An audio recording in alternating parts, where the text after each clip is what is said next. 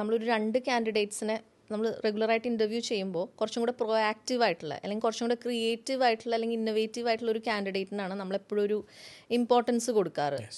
So അതെല്ലാം ഒന്ന് boost ചെയ്യാൻ വേണ്ടിയിട്ട് നിങ്ങളുടെ ഭാഗത്തുനിന്ന് ലൈക്ക് ഏത് രീതിയിലാണ് നിങ്ങളത് എൻഹാൻസ് ചെയ്യാനുള്ളൊരു മെത്തേഡ്?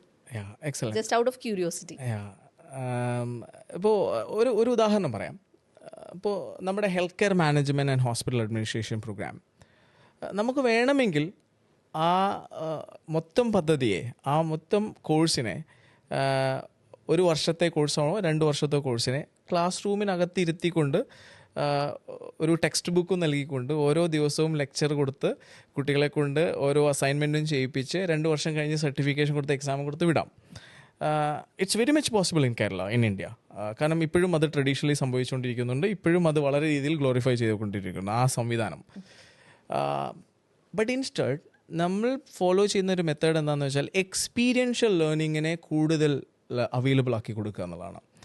ഒരു സ്റ്റുഡൻറ്റിനെ സംബന്ധിച്ചിടത്തോളം ടെക്സ്റ്റ് ബുക്കുമായി തീരെ ബന്ധം പുലർത്തുന്നില്ല എന്ന് നമ്മൾ പറയുന്നില്ല. തീർച്ചയായിട്ടും ടെക്സ്റ്റ് ബുക്കൊക്കെ ആവശ്യമാണ്. ഒരു ഗൈഡ് എന്ന രീതിയിൽ കുട്ടിയുടെ കയ്യിൽ ഒരു ടെക്സ്റ്റ് ബുക്കൊക്കെ ഉള്ളത് നല്ലതാണ്.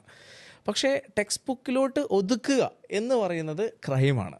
കാരണം 21st സെഞ്ച്വറിയിൽ വന്നുകൊണ്ട് നമ്മളൊരു ടെക്സ്റ്റ് ബുക്കിലോട്ട് മാത്രം കണക്ട് ചെയ്ത് നിർത്തുന്നത് ചെയ്യാൻ പാടില്ല. പകരം ഇപ്പോൾ ഫ്യൂച്ചറൈസ് ഹോസ്പിറ്റലിൽ നമ്മുടെ സ്റ്റുഡൻസ് വന്ന് ഓരോ മാസവും ഒരു മാസം പഠിക്കുന്ന മോഡ്യൂളിനെ ബന്ധപ്പെടുത്തിക്കൊണ്ട് എക്സ്പീരിയൻഷ്യൽ ലേണിങ്ങിന് വിധേയമാവുന്നുണ്ട്. അപ്പോൾ ഓരോ മാസവും കുട്ടി പഠിക്കുന്ന വിഷയവുമായി ബന്ധപ്പെട്ട് ഹോസ്പിറ്റലിൽ വരികയും ആ ഡിപ്പാർട്ട്മെൻറ്റ് ഏത് ഡിപ്പാർട്ട്മെൻറ്റിനെ കുറിച്ചാണോ പഠിച്ചിട്ടുള്ളത്, ഏത് ഏരിയനെ കുറിച്ചിട്ടാണോ പഠിച്ചിട്ടുള്ളത്, ആ ഡിപ്പാർട്ട്മെൻറ്റിൻ്റെ ഹെഡിനുമായി മെൻറ്റർഷിപ്പ് എടുത്തുകൊണ്ട് ഒരു നിശ്ചിത കാലയളവിൽ അവിടെ എക്സ്പീരിയൻഷ്യൽ ലേണിങ്ങിന് വിധേയമാവുന്നുണ്ട്. അതോടൊപ്പം തന്നെ ക്ലാസ് റൂം എങ്ങനെയാണ് സംവിധാനപ്പെടുത്തേണ്ടത്? നമുക്ക് ഒരു സമയത്ത് ക്ലാസ് റൂം വരിയായി ബെഞ്ചിട്ടിരിക്കുന്ന ക്ലാസ് റൂമുകൾ, നമുക്കതിനകത്ത് വലിയ മാറ്റമൊന്നും വന്നിട്ടില്ല. പക്ഷേ ഇനി അതിന് ആവശ്യമുണ്ടോ? നമുക്ക് VR ടെക്നോളജീസ് അവൈലബിൾ ആണ്. ഒരാശുപത്രിയെ നമുക്ക് ഇവിടെ ഇരുത്തിക്കൊണ്ട് തന്നെ എനിക്ക് US ഹോസ്പിറ്റൽസിനെ കാണിച്ചു കൊടുക്കാം നമ്മുടെ കുട്ടികൾക്ക്.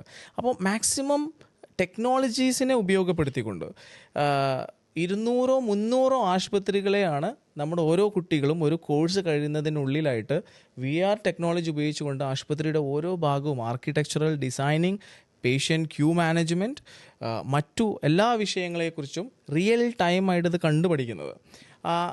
അത് അങ്ങനെയുള്ള ടെക്നോളജീസിനെ ഉപയോഗിക്കുക എന്നുള്ളതാണ്.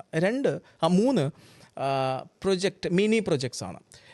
ഓരോ മോഡ്യൂളുകളും കഴിയുമ്പോഴും ആ കുട്ടിയെ നമ്മൾ എൻടൈറ്റിൽ ചെയ്യുന്നത് അല്ലെങ്കിൽ കുട്ടിയെ റെസ്പോൺസിബിൾ ആക്കുന്നത് ആ പഠിച്ച അത്രയും കാര്യങ്ങളുമായി ബന്ധപ്പെട്ടുകൊണ്ട് ഒരു മിനി പ്രൊജക്റ്റ് ഒരു ഹോസ്പിറ്റലുമായി ചെയ്തിട്ട് വരൂ എന്നുള്ളതാണ്. കുട്ടിയെ സംബന്ധിച്ചിടത്തോളം വളരെ ഇൻട്രസ്റ്റിംഗ് ആണ്.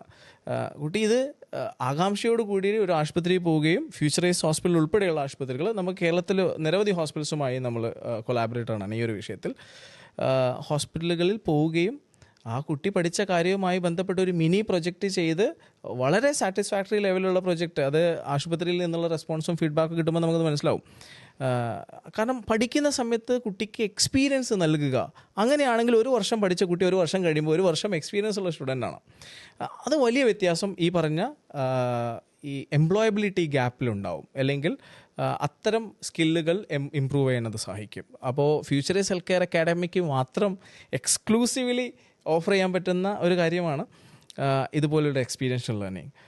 അതിൻ്റെ കൂടെ തന്നെ പഠിക്കുന്ന സമയത്ത് തന്നെ നമ്മൾ കുട്ടികളെ ചെറിയ പ്രൊജക്റ്റുകളോ അല്ലെങ്കിൽ ചെറിയ വർക്കുകളോ ഹോസ്പിറ്റലുമായി ബന്ധപ്പെട്ട അവർ പഠിക്കുന്ന മേഖലയുമായി ബന്ധപ്പെട്ട ജോലികൾ നൽകിക്കൊണ്ട് അതിന് സ്റ്റൈപ്പൻഡ് കൂടി നൽകുന്നുണ്ട്.